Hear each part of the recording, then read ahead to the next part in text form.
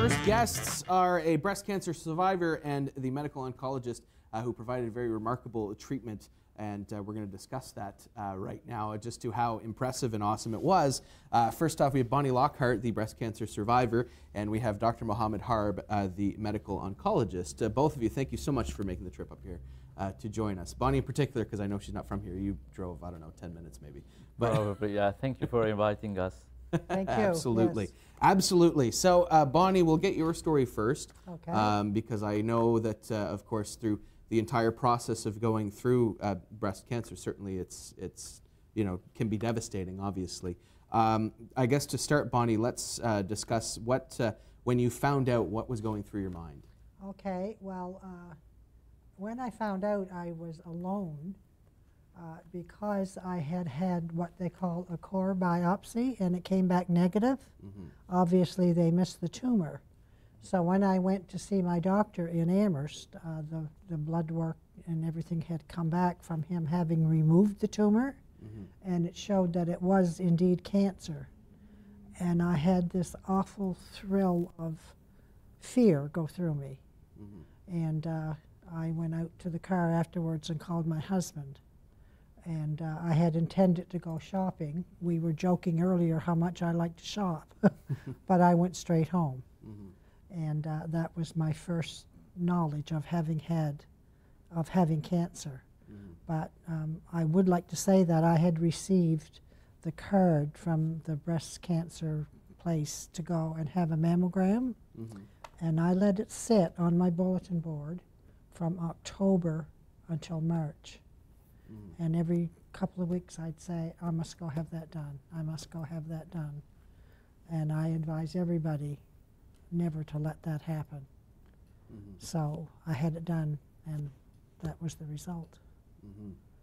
So very thankful, of course, that you got that done. Indeed. You know, early detection is certainly huge in that Yes, situation. It is. And you mentioned the mammogram. What was your next step when you found out? What was your game plan? Did you have any? Was it just kind of? Well, I must say that when the core biopsy came back negative, Mm-hmm. my family doctor said you can wait 6 months for another mammogram, or you can have the tumor removed.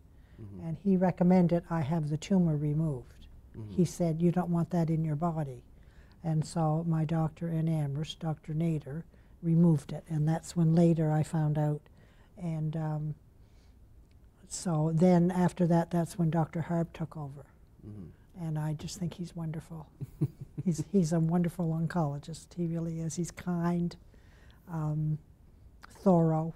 Always says, is there anything else I can do for you that you want to know or whatever? Mm-hmm. So then he took over with chemotherapy, and then I had radiation therapy at the George Dumont Hospital, and then after that I had the Herceptin, which is what we're here to talk about. Mm-hmm. Yes, absolutely, the Herceptin SC. Yes, and I'd make sure to Herceptin write that SC. down because that's Yes. very important. Yes. And we'll get to that in just a second. But Dr. Harb, I want to get your viewpoint on this first. When Bonnie came to you in this whole situation, what happened next? Yeah, I mean, so just to talk about just a little bit about breast cancer. Breast Mm-hmm. cancer, it is one of the most common cancer for Canadian women, Mm-hmm. right? And probably in 2017, we probably had around 26,000 women diagnosed with breast cancer patient.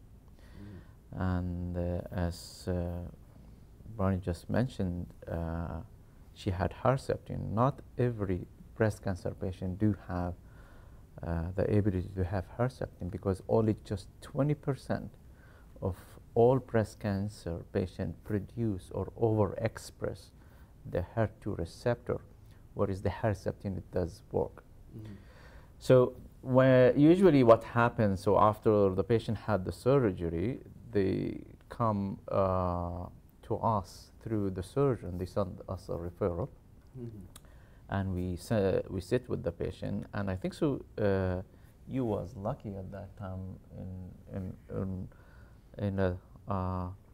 in one point, because at that time I had the clinical trial where was a phase 3 clinical trial where we were trying to compare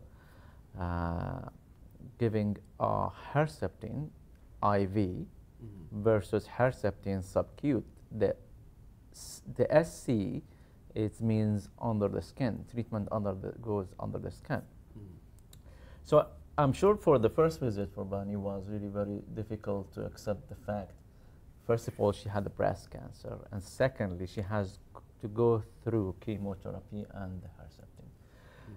And you know, oncology is one of the specialties quite unique, and we have to spend really plenty of time. You cannot rush it to discuss these things with the patient, because patient and the family, they are sensitive, right? And they are looking for help. And I think so in our cancer center, in Moncton City Cancer Center, we have really an excellent team. It's not just only the oncologists, we have the nurses, whereas they sit with the patient as well, and we discuss the whole process of the treatment. And the first meeting with the oncologist is always the most upsetting for the patient, and we try to make it as easy as we could. You did.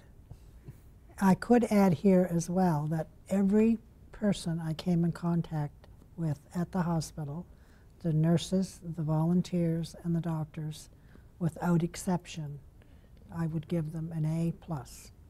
They were wonderful. And I've heard other people say that.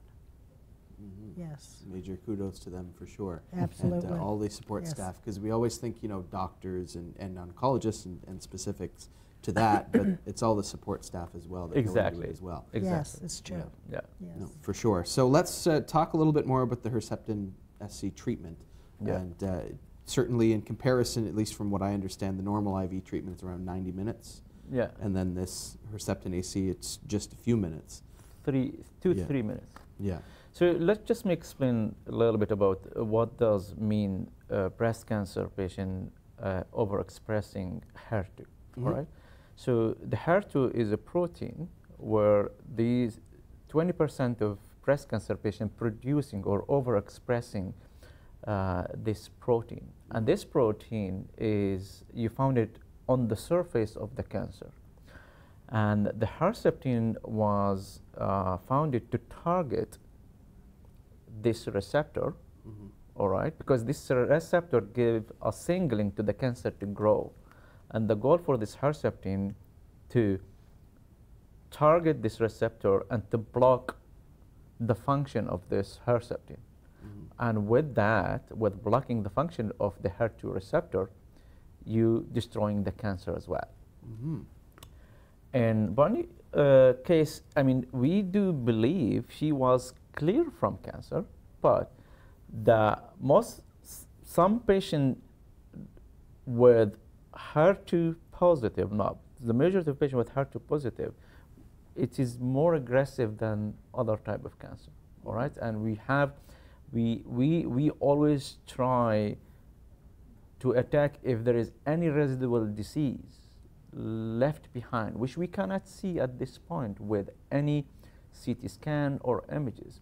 And this treatment, the way how it came to our practice, there was hundreds of clinical trials has done in the past comparing those patients who had, for example, chemotherapy, Herceptin, or those patients who has no treatment. And the risk of the cancer to come back, it was much higher on those group of patients who had no treatment, comparing with those patients who had chemotherapy and Herceptin.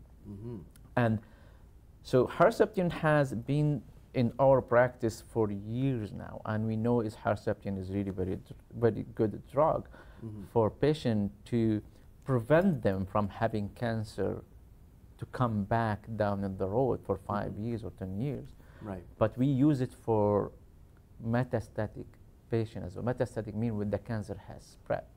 But in Bonnie's case, the Herceptin was, the goal for giving her the Herceptin was to avoid her from having cancer for hopefully forever, all right? And as you know, cancer patient, breast cancer women, they don't want to spend most of the time in cancer center. Of course, Right? they want to live their life. They of would course. like to spend time with the family, with friends, all right? And this is the whole idea for comparing these two products. I mean, they are the same product, but in these two ways how to give it, all right? Right. So, sorry, yeah. Yeah, I would love to continue to explore this. Unfortunately, we don't have time. We have to go for a break. But Herceptin SC, is there any place just very quickly they can get more information? Yes, exactly. So you can reach to us. We're more than happy to go to give any information about the Herceptin subcutaneous, which is given under the skin. You can certainly check it out. Yeah. And thank you so much for both of you for coming on here.